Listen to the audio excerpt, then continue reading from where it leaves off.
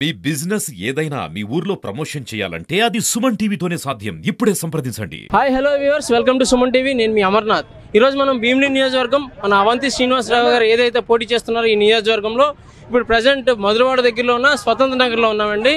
And స్వతంత్ర Nagar and Shivashakti నగర్లో కూడా ఈరోజు ప్రచారం అయితే జరుగుతుంది, 5వ వార్డు. సార్ ఇక్కడ నాయకులు ఉన్నారు, వాళ్ళతో మాట్లాడి చూద్దాం. సార్ నమస్కారం అండి. నమస్తే సార్. సార్ ఇప్పుడు ఎన్నికలు అయితే మహా అయితే 4 రోజులు కూడా లేవు. బట్ అవంతి గారు ఎప్పుడో ఇంచుమించు 2 సంవత్సరాల ముందు నుంచి గడప గడప కార్యక్రమం అయితే చేపట్టారని చెప్పి చెప్తున్నారు. ప్రజల స్పందన ఎలా ఉంది? ఈసారి ప్రజలు అవంతి వైపు మొగ్గు చూపిస్తారంటారా? అవంతి సైడు గట్టిగా మొగ్గు చూపిస్తారు. ఎందుకంటే ఒక్కొక్క విషయం చెప్పాలి. జగన్మోహన్ రెడ్డి గారు సీఎం అయిన తర్వాత అవంతి శ్రీనివాస్ గారు మినిస్టర్ అయినా సరే ప్రత్యేకంగా రోజుకు ప్రజల్లో ఉన్న నాయకుడు అవంతి శ్రీనివాస్.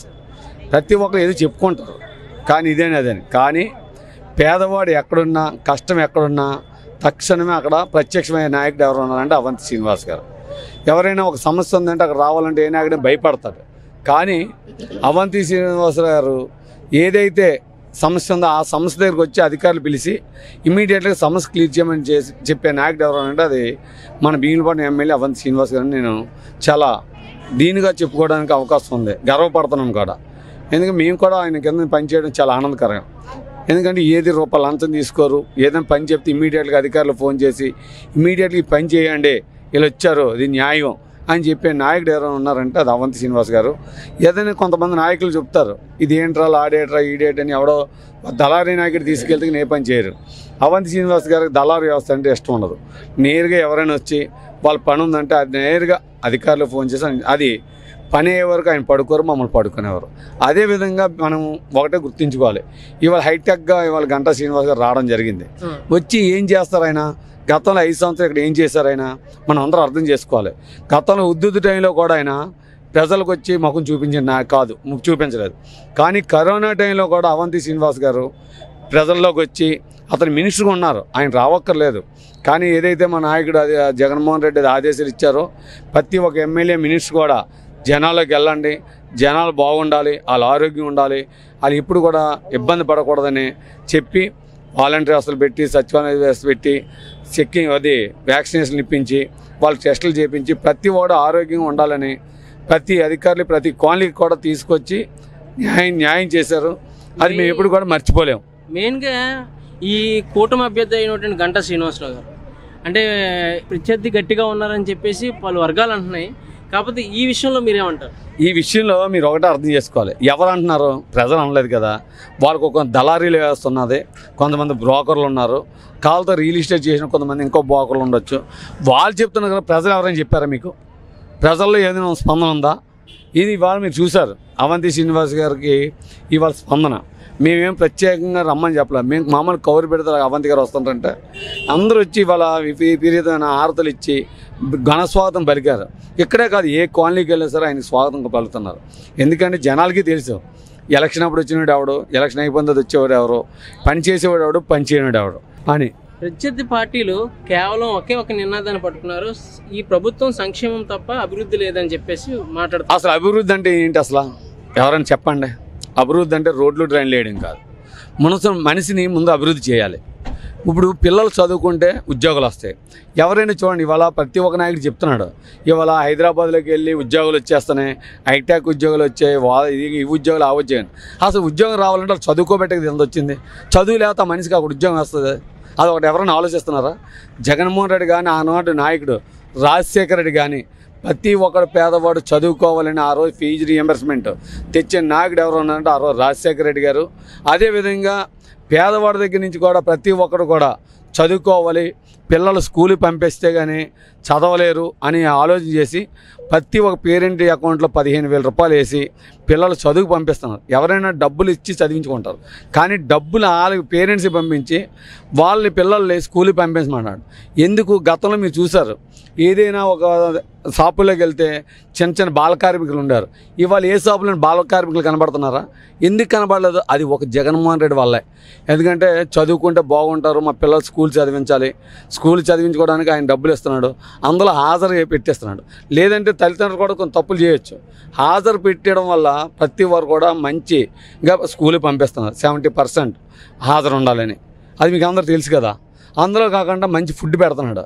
ఏది ఇంతకుముందు నాణ్యమైన ఫుడ్ ఉండేదా స్కూల్లో? మీరు చెప్పండి. గతంలో మీరు కూడా మీడియాలో చేస్తారు కదా.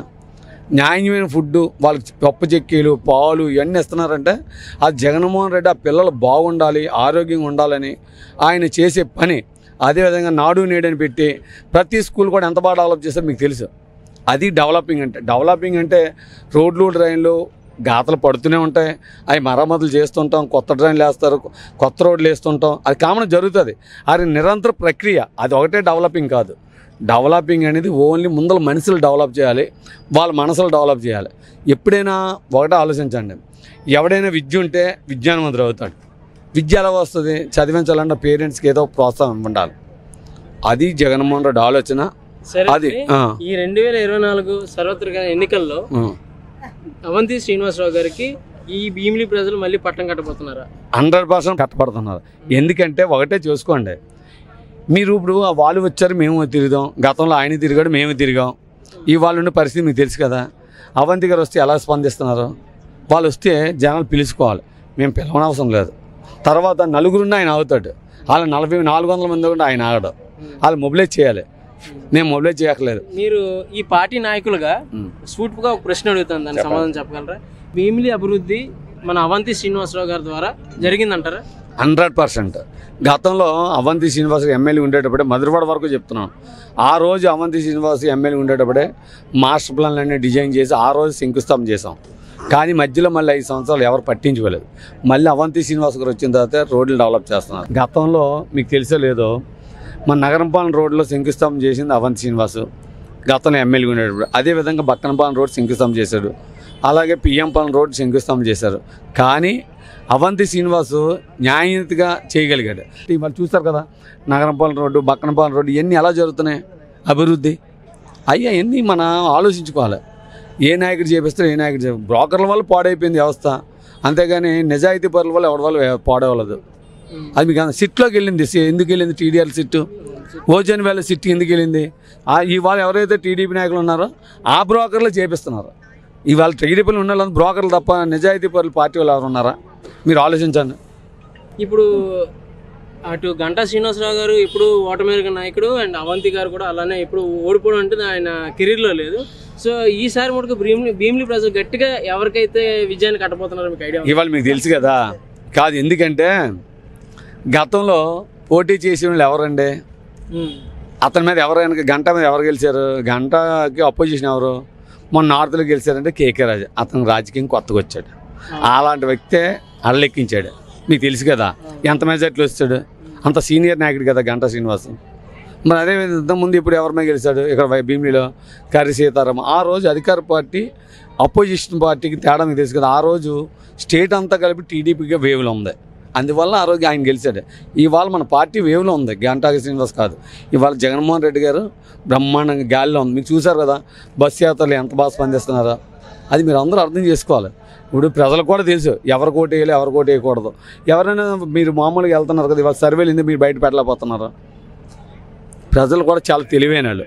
ఇవాళ ప్రతిది కూడా ప్రజలకు కూడా అర్థమైపోయింది. సరే sir, and all the best for your team. అండ్ మీ యొక్క నాయకత్వంలో అవంతి గారు మళ్ళీ గెలుస్తారనే ఒక ఆసక్తితో మీకు అయితే థ్యాంక్స్, శుభాకాంక్షలు చెప్తున్నాం. Thank you brother.